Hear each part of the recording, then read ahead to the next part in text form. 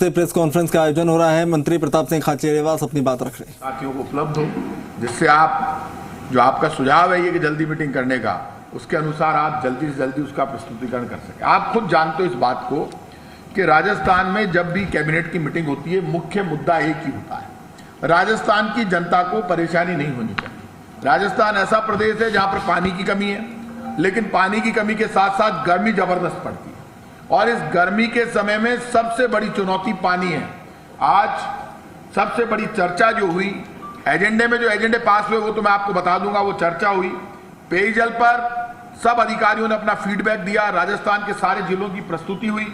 उसमें पाली, जोधपुर, दौसा में पानी की ज्यादा प्रॉब्लम है। बाकी प्रदेश में सब जगह मुख्यमंत्री जी ने साफ कह दिया अधिकारियों से कि जब पैसा पास हो गया है, सारे आपको अधिकार दे दिए गए हैंडपंप के, बोरिंग के, तो ऐसे में अधिकारियों की जिम्मेदारी बनती है कि पानी को लेकर कोई भी कमी कहीं पर नहीं आए।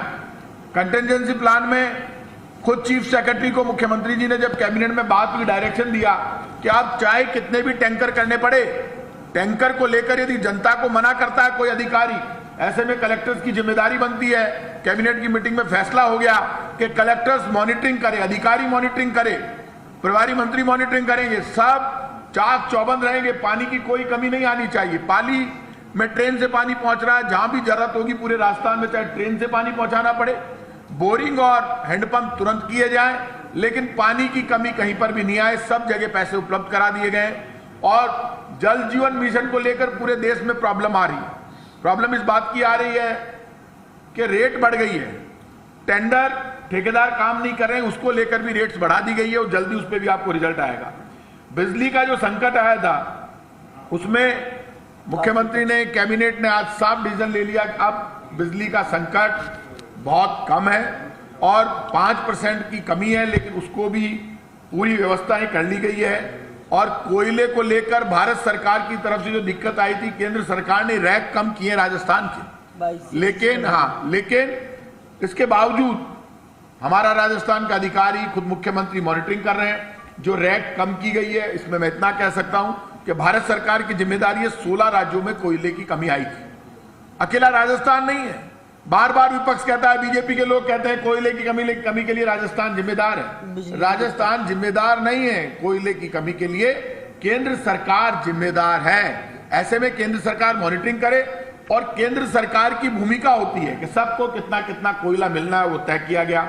नरेगा को लेकर राजस्थान नंबर 1 पर है, और राजस्थान में 731 करोड़ का व्यय लेबर में किया जा रहा है। राजस्थान नरेगा में नंबर 1 है। नरेगा में भी मुख्यमंत्री ने आगे बढ़कर कहा कि गर्मी जबरदस्त है, इसलिए घंटे कम कर दिए जाए। लू लगने से कोई भी बीमार नहीं हो मजदूर, क्योंकि सब जगह लू की बड़ी शिकायतें आ रही है, बीमारी फैल रही है। कोई भी आदमी लू के कारण डेथ हो जाती है, परेशान हो जाते हैं, छोटे बच्चे हैं, बीमार नहीं हो जाए, कहीं कोई प्रॉब्लम क्रिएट हो जाए, इसलिए ये तय किया गया।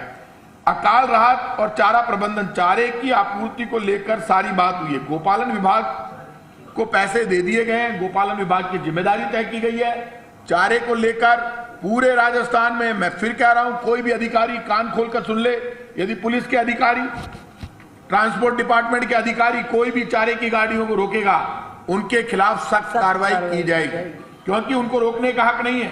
चारे की गाड़ियां रोककर ये इस तरह की यदि कहीं शिकायतें आती है, वसूली होती है, गड़बड़ होती है, तो सरकार इस तरह की शिकायतों को दूर करती है। मंत्री अलर्ट मोड पर है, एमएलए अलर्ट मोड पर है, कई जगह मंत्रियों ने डायरेक्ट कार्रवाई की है।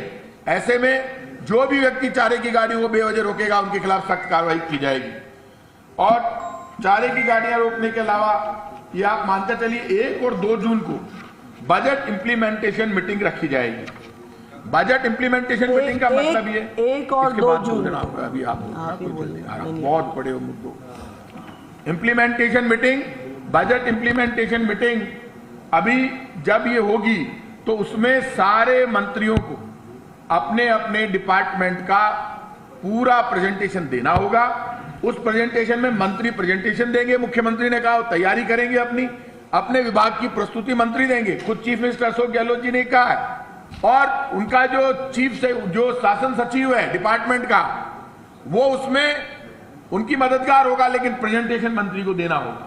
मंत्री की जिम्मेदारी उस विभाग में राजस्थान की कोई भी कमियां तो दूर करे। मान लीजिए फूड डिपार्टमेंट मेरे पास है, एनएफएसए का पोर्टल बीच में हमने खोला, थोड़े दिन बाद वो बंद हो गया क्योंकि उसकी आप जानते हैं स्पीड नहीं है, तो हमने 15 दिन डेट बढ़ा दी। लेकिन हमने कहा ई मित्र वाला 50 रुपए से ज्यादा नहीं लेगा। कांग्रेस बीजेपी के नेता जो फार्म इकट्ठे कर रहे हैं मैं उनसे कहूंगा फार्म इकट्ठे मत करो दोस्तों, ई मित्र वाले के वहीं बैठो, वहीं कैंप लगाओ। कोई गरीब है तो उसके 50 रुपए आप दे दो, आप चाहे किसी भी पॉलिटिकल पार्टी के हो। फार्म इकट्ठे कर लो, उसका जमा नहीं करोगे फार्म पड़ा रह जाएगा, ये पाप है। हमने 15 दिन बढ़ाए, मुख्यमंत्री जी से बात करके सीएम साहब से, गहलोत साहब से, इसलिए बढ़ाए कि एमएनएफएसए का लाभ मिले। और सुन लीजिए, ये जो खाद्य सुरक्षा गारंटी कानून है ये लोगों के आंसू पोंछने वाला है, गरीब की भूख मिटाने वाला है। 2011 की जनगणना के अनुसार 4,46,00,000 लोगों को आज गेहूं मिलता है राजस्थान। हमने ये डिमांड की केंद्र सरकार से, मुख्यमंत्री ने 8 बार पत्र लिखे, चीफ मिनिस्टर ने ये कहा कि हमारा गेहूं आज की जनगणना के अनुसार हमको दो, या फिर आप हमको ये अधिकार दो कि 4,46,00,000 लोगों को जो गेहूं मिल रहा है उनमें से हर महीने 30 लाख लोग ऐसे जो गेहूं नहीं उठाते। गरीब आदमी कह रहा है मैंने दे दो साहब, उठा को नहीं दियो, हम उसको दे नहीं रहे। तो आप संख्या हमारी उतनी रखो, लेकिन जो उठाने नहीं आ रहा उसके लिए हम दूसरे को दे सकें, जो डिमांड कर रहा है गरीब आदमी है। इसमें भी केंद्र सरकार कई बार तैयार नहीं होती है। आज जो हमारे फैसले लिए गए उन फैसलों पर मैं इतना कह सकता हूं, एक बात मैं आपको और कह दूं, आज राजस्थान में भारतीय जनता पार्टी के बड़े बड़े नेता आए और बड़े बड़े नेता आकर बड़ी बड़ी बातें कर रहे हैं। अभी कुछ दिन पहले राष्ट्रीय अध्यक्ष जेपी नड्डा जी आए थे और आकर उन्होंने कहा था वैक्सीनेशन हमने फ्री कर दी। वैक्सीनेशन पूरी दुनिया में नेहरू जी के टाइम से फ्री है, कोई एहसान बीजेपी नहीं कर रही है, पूरी दुनिया में वैक्सीनेशन फ्री है। हम जेपी नड्डा जी से उम्मीद कर रहे हैं कि वापस वो आ रहे हैं। जेपी नड्डा जी आपको सौगंध है हिंदुस्तान की उस जनता के वोट की कि आप आगे बढ़कर ये बताइए कि आपने चुनाव से पहले कौन कौन से वादे किए थे। 8 साल आपकी सरकार को पूरे हो रहे हैं, उनमें से कितने वादे आपने पूरे किए, हम आपको बताएंगे हमने कितने वादे पूरे किए। राजस्थान के मुख्यमंत्री ने अभी बजट घोषणा में जब 50 यूनिट तक बिजली फ्री कर दी, जब 1.5 करोड़ महिलाओं को फ्री ऑफ कॉस्ट फोन देने की तैयारी कर ली, जब उड़ान योजना में जो ममता जी डिपार्टमेंट की उसमें 1.5-2 करोड़ महिलाओं को उड़ान योजना में पैड फ्री कर दिए गए, 12 लाख लोगों को हम बुजुर्ग विकलांग विधवा पेंशन देते हैं।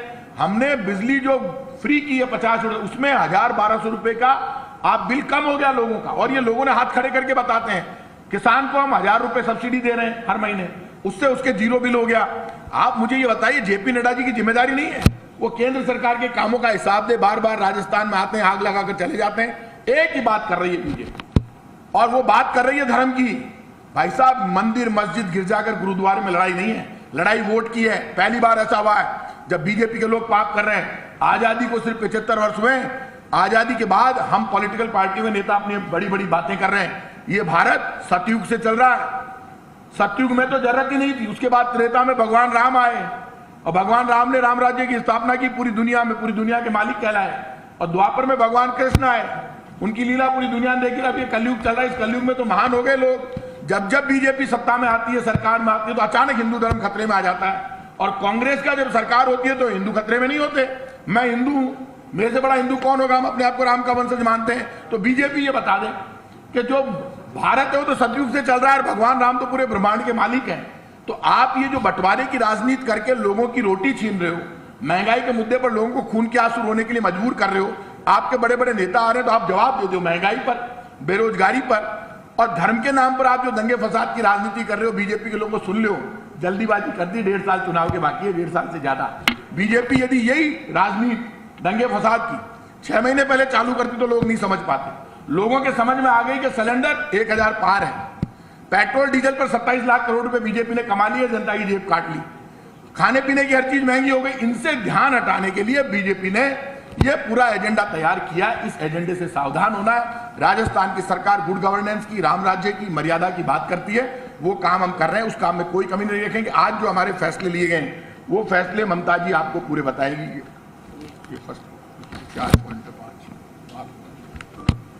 साथ ही जो हमारी 1 और 2 जून को बजट इम्प्लीमेंटेशन मीटिंग मुख्यमंत्री जी लेंगे, उसमें मुझे ये बताते हुए प्रसन्नता है कि मुख्यमंत्री जी ने 2022-23 का जो बजट की घोषणा की थी विधानसभा में, उसमें लगभग 1100 घोषणाएं थी और उनके अंदर से 450 घोषणाओं का वित्तीय स्वीकृति जारी हो चुकी है। वो राजस्थान की जनता के लिए समर्पित हो चुके हैं। तो सिर्फ बहुत कम समय में 2 महीने में हमने 45% के करीब घोषणाओं की वित्तीय फाइनेंशियल स्वीकृति जारी करना ही अपने आप में पहली बार राजस्थान के अंदर ये मिसाल बनी है कि जो हमने कहा है वो करने का प्रयास किया है। बहुत जल्दी हमारी 100% घोषणाओं की वित्तीय स्वीकृति जारी होकर राजस्थान की जनता को वो तमाम घोषणाएं जो राजस्थान की जनता के लिए ज़रूरी थी, जो मुख्यमंत्री जी ने जनप्रतिनिधियों के लिए राजस्थान की जनता की मांग के आधार पर विधानसभा में घोषणा की, उनको पूरा हम लोग करेंगे।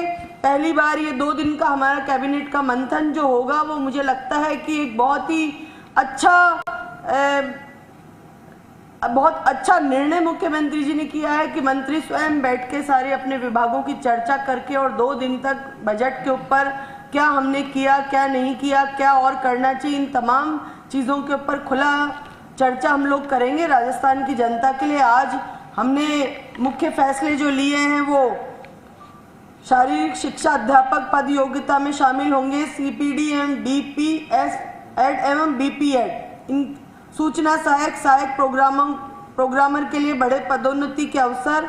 अब एनालिस्ट कम प्रोग्रामर पद पर 80% पदोन्नति से भरे जाएंगे। HCM रीपा में सीनियर प्रोफेसर के पद स्वीकृत होने से बढ़ेंगे पदोन्नति के अवसर। पूंजला जोधपुर का राजकीय आयुर्वेदिक चिकित्सालय एवं प्रशिक्षण केंद्र पुनः राज्य सरकार को हस्तांतरित किया जाएगा। राजस्थान संस्कृत शिक्षा महाविद्यालय शाखा सेवा नियम 2022 मंत्रिमंडल द्वारा पारित एवं न्यायालयों एवं पदों की सूची होगी अपडेट। राजस्थान न्यायिक अधिकारी चिकित्सा सुविधा नियम 2008 में संशोधन किया गया और मुख्यमंत्री ने मंत्रिमंडल की बैठक में कई दिशा निर्देश देके हम लोगों को कि हम सब लोगों को निर्देशित किया है, मंत्रियों को राजस्थान की जनता के लिए कार्य करने के लिए। पानी, बिजली, नरेगा, चारा, जो इस समय गर्मी के मौसम में बहुत महत्वपूर्ण मुद्दे थे, इन तमाम मुद्दों पे प्रताप जी ने आपको सारी चर्चाएं बताई। मोबाइल ऐप के द्वारा नरेगा का जो मॉनिटरिंग की जा रही है उसमें भी हम लोग 85% हमारा नरेगा के अंदर अटेंडेंस है। तो मैं समझती हूँ राजस्थान नरेगा के अंदर प्रथम राज्य है। तमाम चीज़ों के ऊपर हमने बात की। हमारी सरकार गुड गवर्नेंस की सरकार है और निश्चित तौर पे हमारे फैसले राजस्थान की जनता को समर्पित करने वाले फैसले हैं। मुख्यमंत्री जी सदैव राजस्थान की जनता के हितों के निर्णय